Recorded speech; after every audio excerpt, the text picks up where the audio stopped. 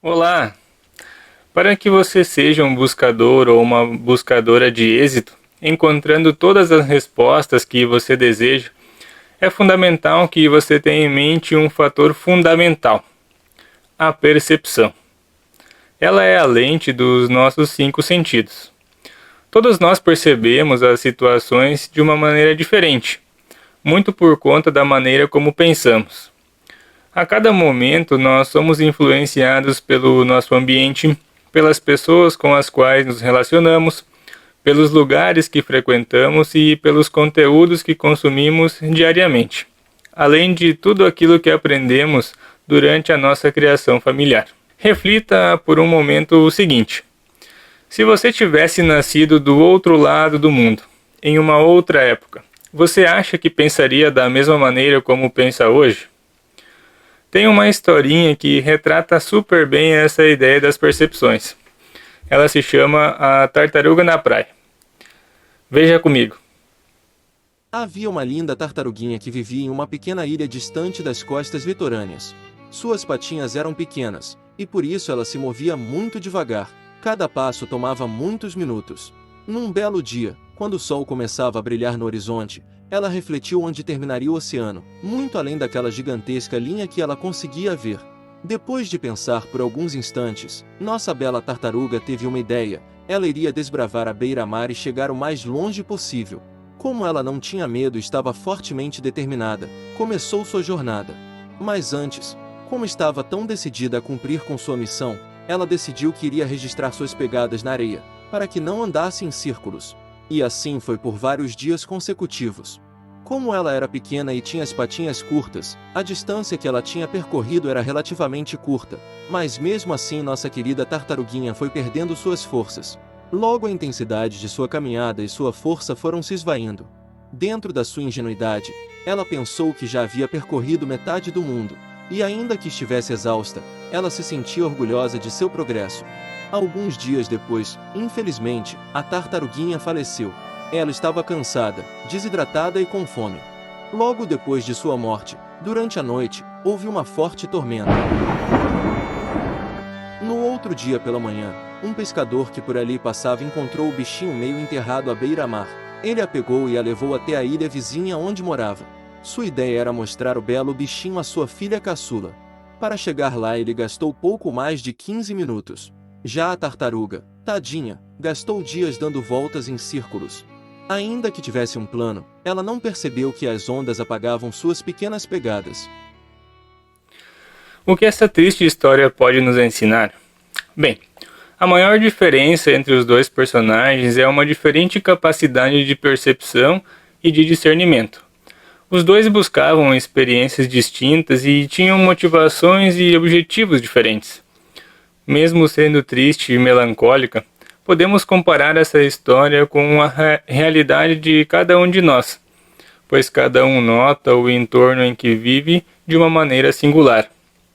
Com isso fica a reflexão: quais são os filtros e as lentes que você está usando para analisar seus ambientes, os fatos que surgem e como você reage ao que acontece em sua volta?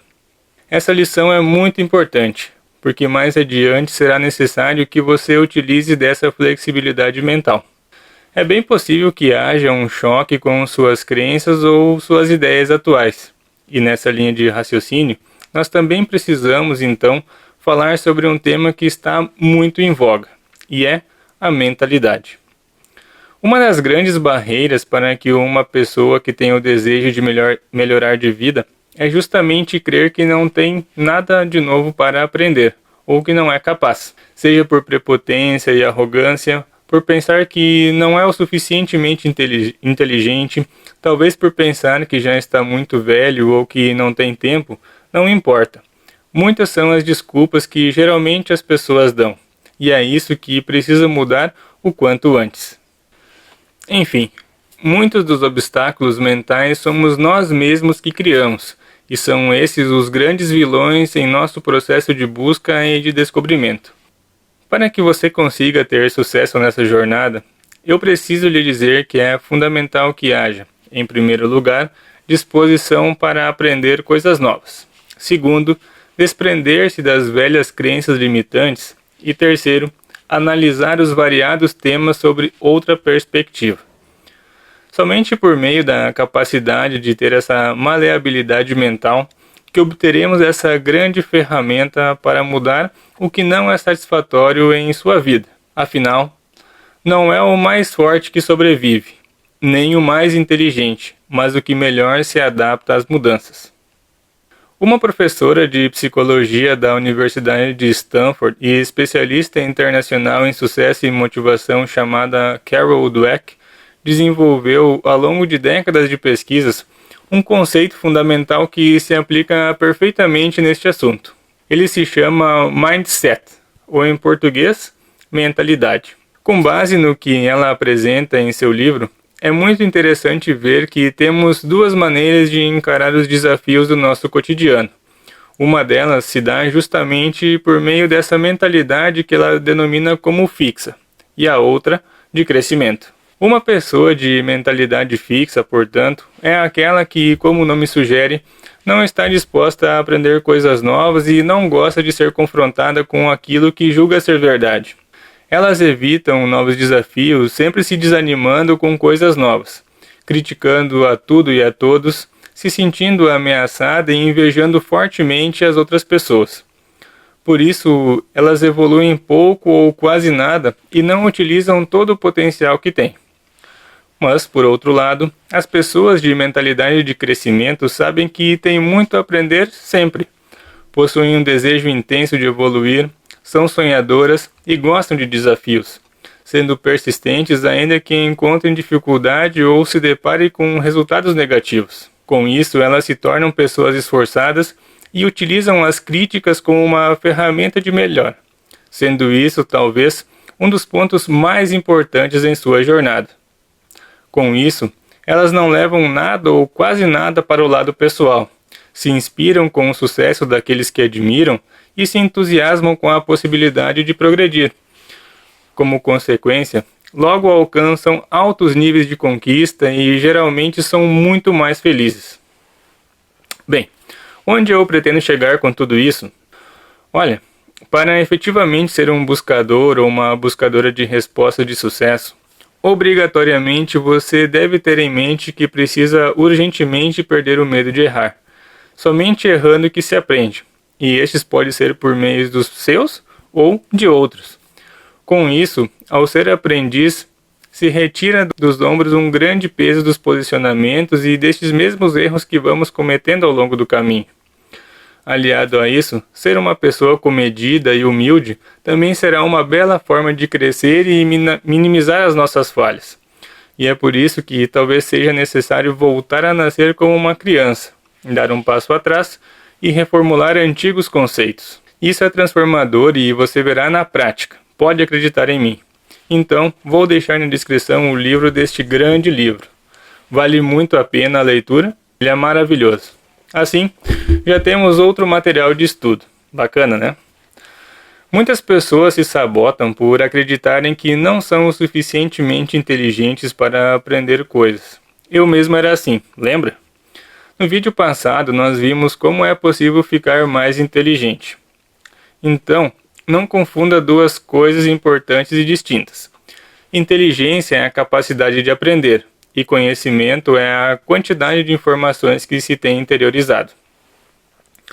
Pense num cenário hipotético aqui comigo. Muitas pessoas podem ser muito inteligentes, ou seja, elas têm muita facilidade em aprender. Entretanto, algumas delas possuem poucas informações. Elas conseguem aprender rápido, mas não se dedicam a seguir buscando por mais sabedoria. Já por outro lado, algumas pessoas não são inteligentes, pois elas podem ter muita dificuldade em aprender, mas ainda assim possuem um grande acervo de conhecimentos.